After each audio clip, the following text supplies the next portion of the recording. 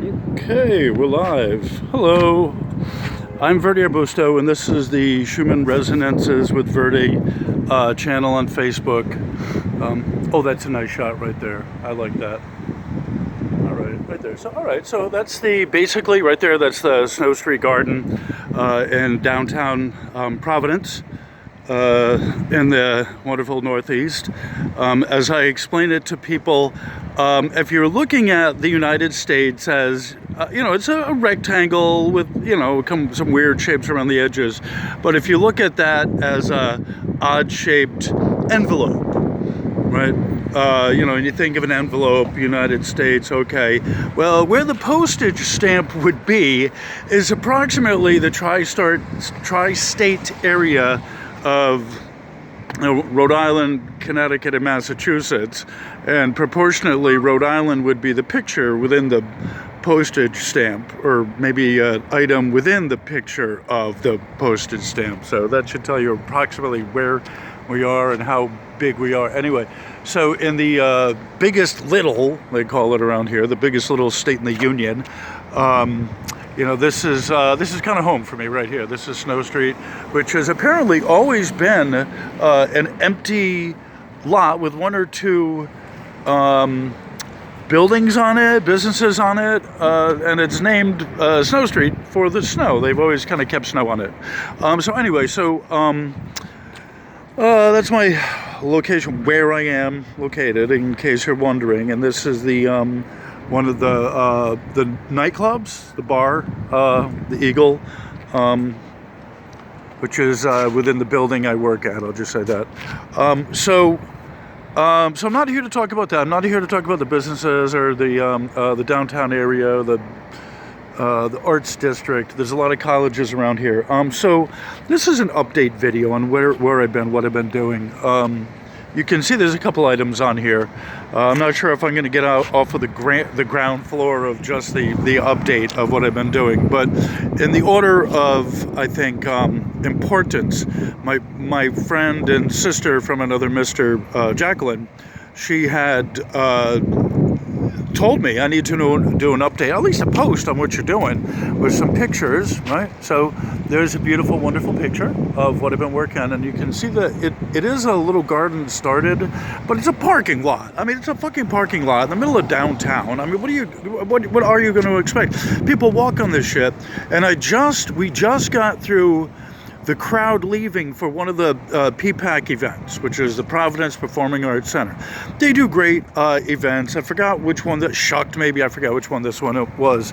Last week it was A Beautiful Noise by Neil Diamond or whatever. So anyway, so this is an update. I've needed to do an update for a little while, but this is also it's a shift in tone for me because I got to deal with another issue, and that's losing my sight. So, hold on. Okay, looks like I'm back. The only editing I do on these is basically the pause button, and if I drop it, or moving out of the way of people talking or whatever, or trying not to get people in my video.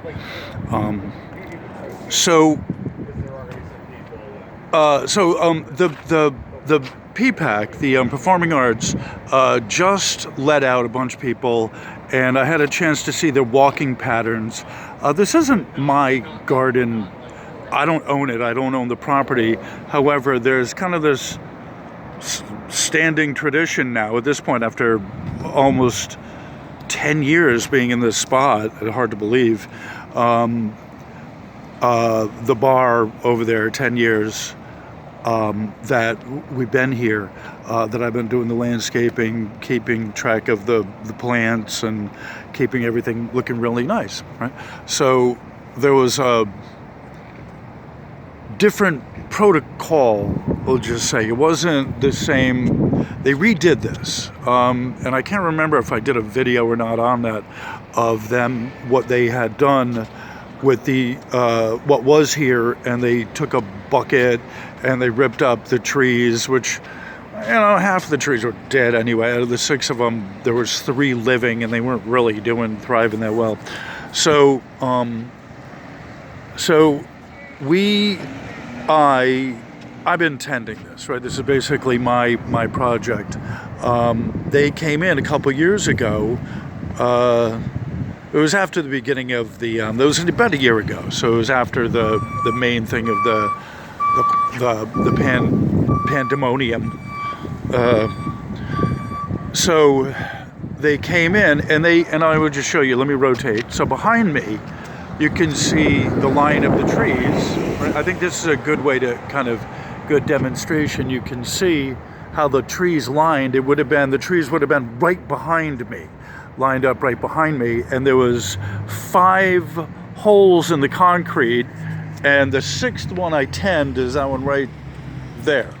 Right, so they didn't touch that. That's the next block over. So, but this block was those 5. Well, like not really half. Two out of the trees were dead. Oh, hold on. So that was all right. We got the flashing light back. All right. So that was Ricky, the bartender. I wanted to show him the ice plants and tell him a little bit about, show him a little bit about what I had been talking about as far as the plants that are growing. So basically, the update is right here. You can see. Doesn't look like much, if you didn't know what you're looking at, you wouldn't know anything is there. But I had planted the daisies. These are sunflowers that are coming up. You can see the little tiny purple there in the ice plant. You can see behind it, the red and crimson. I can't remember what the Latin name is, but it's called an ice plant because what happens is, in the sun, the little crystals on the nodules, they're not leaves. They look like little orzos. So, and if I'm not mistaken, the ice plant is an alpine classification plant. So they have little crystals on them that in the light look like it's ice. It's kind of covered with ice, and they're beautiful that way. But the leaves, the what do you call them? Not leaves. The flowers are absolutely beautiful, right? And so this is so P-PAC let out. So I've been watching the pattern of the people who have been walking and learning where not to plant, because this is what I've been working on when I'm not doing my channel. I'm not doing anything else, and I've made the suggestion that planting plants in the city is one of the last things left I have to do. Like, that's shocking at people to think, oh well, you got more to give. Fuck that, I want to get out of here. Right? I've lived long enough, basically, and if there's any one thing I'm gonna do, I don't have energy to do anything. Like, that's part of the problem. I don't have money. I don't have energy. Whatever. I'm giving you an update because I need to, not because I really want to. There you go. That's pretty. You can kind of see it, right? So it's a zinnia, zucchini. The viney thing is a zucchini, and the other one is a zinnia. Right? So part of the plan here is they ripped up what was here and replanted everything because there's a new paradigm, right? They're trying to control the runoff. They're trying to control the running water and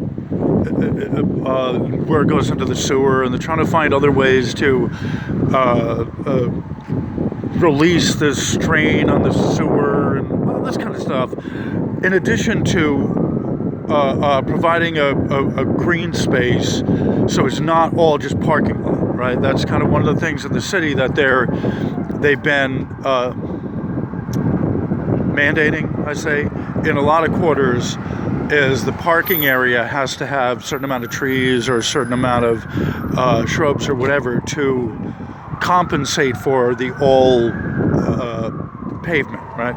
So one of the things that they didn't really take into consideration here when they did this is the slope of the parking lot.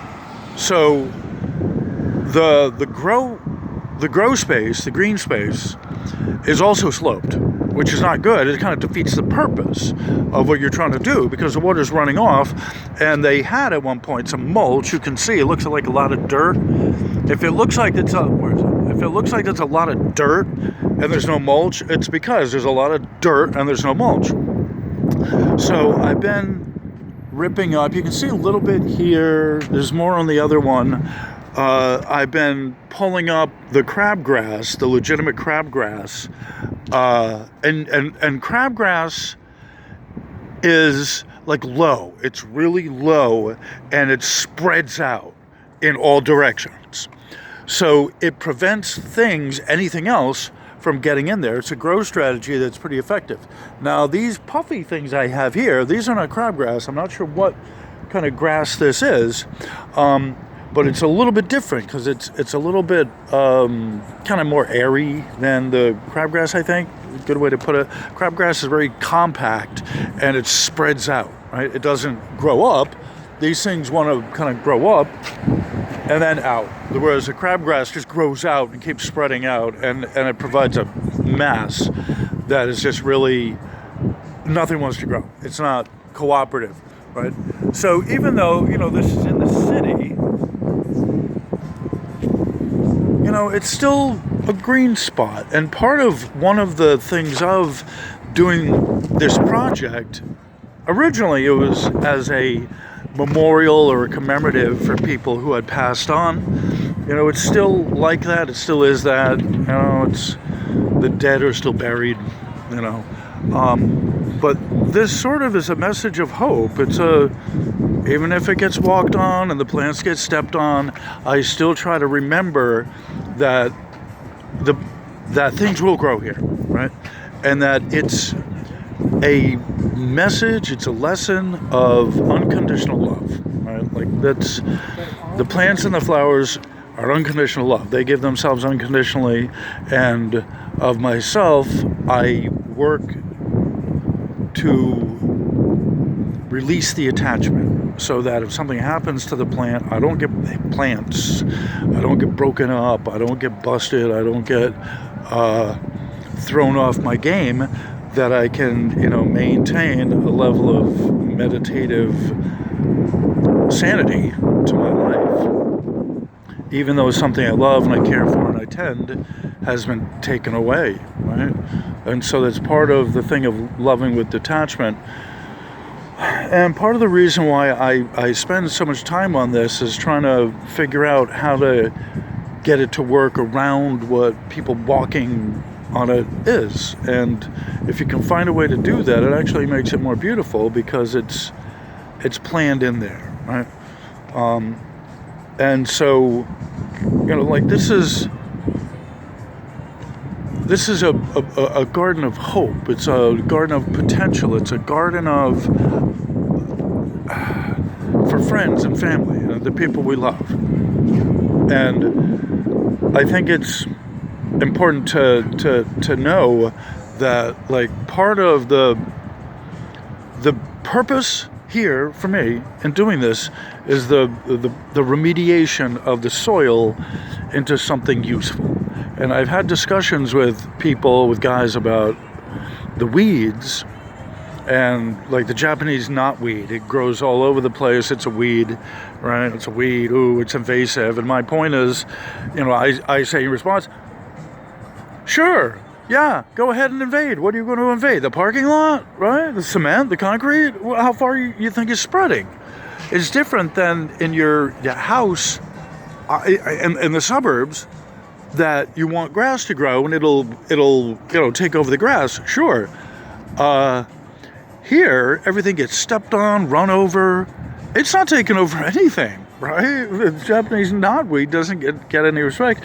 And I think they even poisoned some of it. I'm not sure, but I think the landscaping crew came in and poisoned it. But it's still growing back. And what I do is I pull the leaves, I trim it down, but I keep the root mass in there because the fact of the matter is these green spots are on an incline, nothing wants to grow, nothing is holding the mulch in, and you don't really have a choice.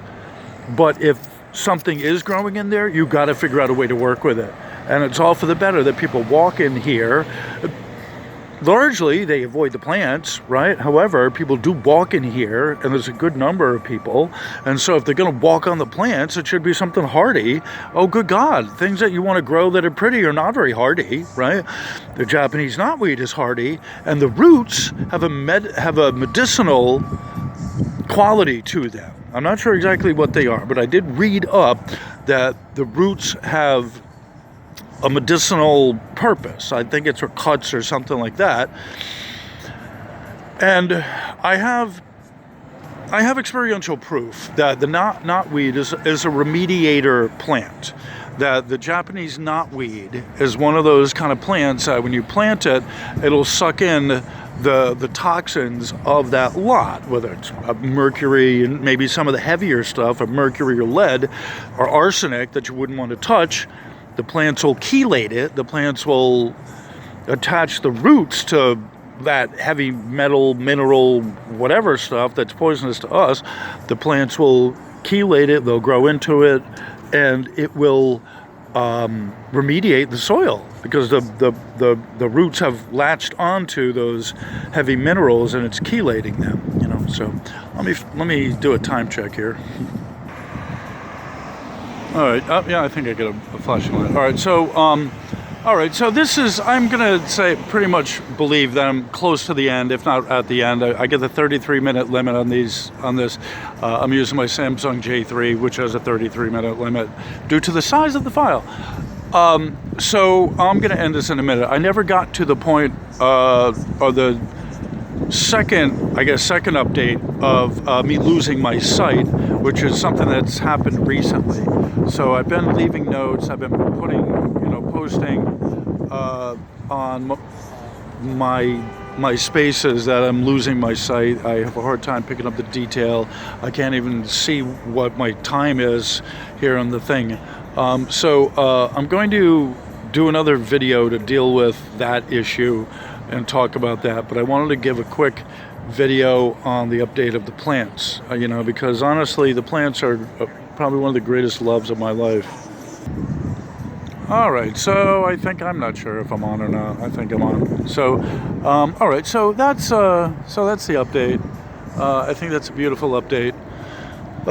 Tells you where I am. This is the second of these that I've done. The first one I did was actually a little better, but the problem was I started the video holding the phone one way, and then I moved it to the landscape view, and that's a no-no. You got to keep it in one or the other.